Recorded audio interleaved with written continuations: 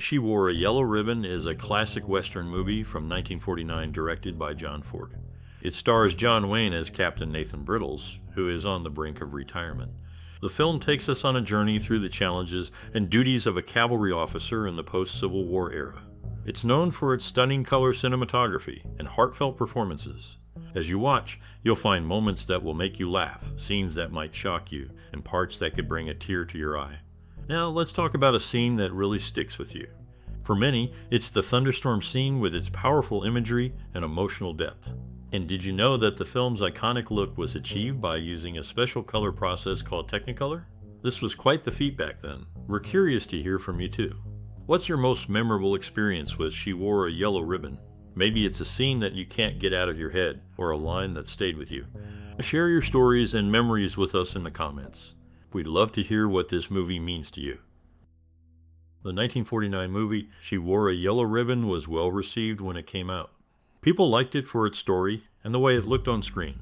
The movie had a big effect on popular culture. It showed the life of soldiers and their struggles in a way that many people had not seen before. This movie led to more stories about the lives of soldiers being told in movies and on TV. It also inspired a lot of products like toys and clothes. The movie style and the way it told its story influenced other movies and shows that came after it. Even today, people still watch and talk about She Wore a Yellow Ribbon, showing that it has stayed important over time. In the early days of cinema, Harry Carey Sr. was a pioneer, beginning his acting career with the American Mutoscope and Biograph Company. His legacy continued through his son, Harry Carey Jr., who also pursued acting.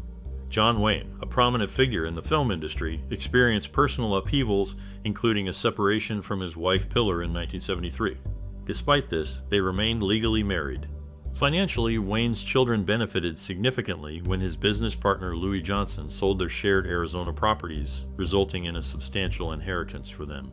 Victor McLaglen, another actor known for his physical prowess, once stepped into the boxing ring under the alias Paul Romano to face Jess Willard, a future heavyweight champion, showcasing his athletic skills beyond the acting stage.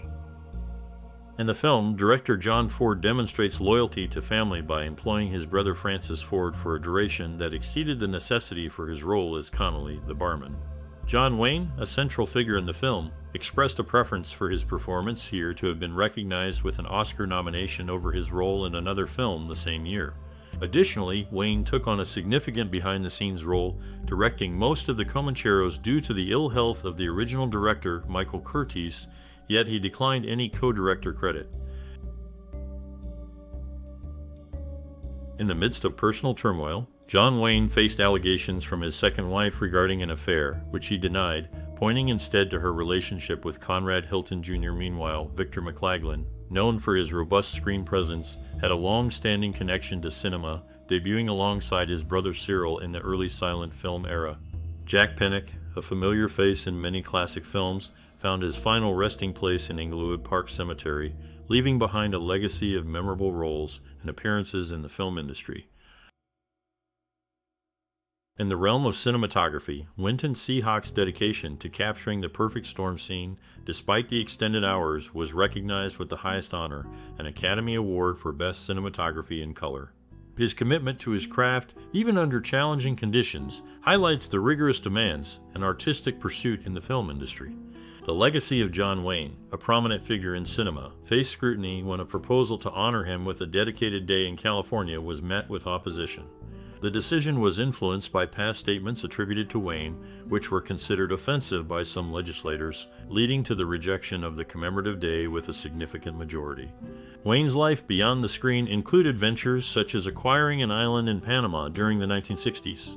This personal retreat, Tabasillo, eventually became part of his estate's assets and was later sold. The island has since passed through various owners and now serves as a destination for visitors, adding a layer to Wayne's enduring influence.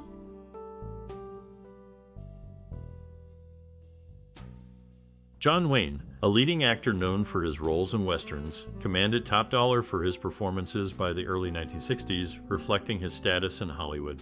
His earnings for brief appearances in two major films of that era were exceptionally high. Arthur Shields had a family background rooted in the arts, with both parents having distinct creative lineages. Victor McLaglen, another actor from the same era, took an unconventional path by establishing a private military unit composed of war veterans, demonstrating a unique blend of Hollywood and military interests. This group, despite facing initial public skepticism, showed their commitment to their country by enlisting for World War II service. These facts highlight the diverse backgrounds and extraordinary experiences of actors who were part of classic Hollywood cinema. In a humorous wardrobe mishap, Quincannon finds himself unable to button the vest of Captain Brittles' civilian attire, a subtle nod to Victor McLaglen's more robust frame compared to John Wayne's.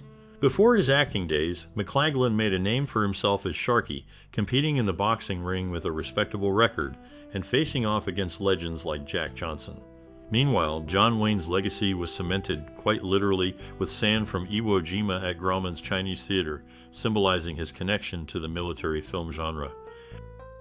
After retiring from the film industry, John Wayne faced criticism for endorsing insurance on TV, but the substantial payment justified his decision. Scott Iman's book on John Ford reveals a poignant backstory for the film's character, Captain Brittles, who lost his family to smallpox, with the tragedy marked by the dates on their tombstones. Wayne's later life was spent near the coast, where he owned a yacht named the Wild Goose, which remains operational today, offering cruises. This vessel, once a Navy minesweeper, was transformed into a luxurious yacht, reflecting Wayne's taste for polished wood and his love for social gatherings with fellow celebrities.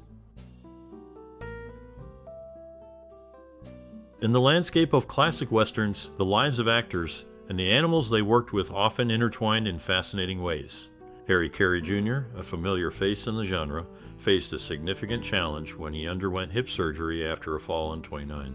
His resilience mirrored the rugged characters he portrayed. John Wayne, a towering figure in film, found companionship with his secretary Pat Stacy after parting ways with his third wife. Their relationship lasted until his passing, a testament to the bonds formed away from the camera's gaze. The equine stars shared the spotlight, with Steele, a sorrel stallion, carrying Ben Jonson across the screen. Owned by Johnson's father-in-law, Steele was a veteran of the silver screen, carrying not only Johnson but also other Hollywood legends, making them appear as skilled riders. Despite his fame, Steele was no stranger to hard work, as Johnson rode him to a world champion calf roping title. In the film's fast-paced scenes, however, it was Bingo, another horse, who took the reins, showcasing the unseen efforts that contribute to cinematic magic. In a touching nod, Johnson's character affectionately refers to his on-screen companion as Laddie, a name that resonates with warmth and familiarity.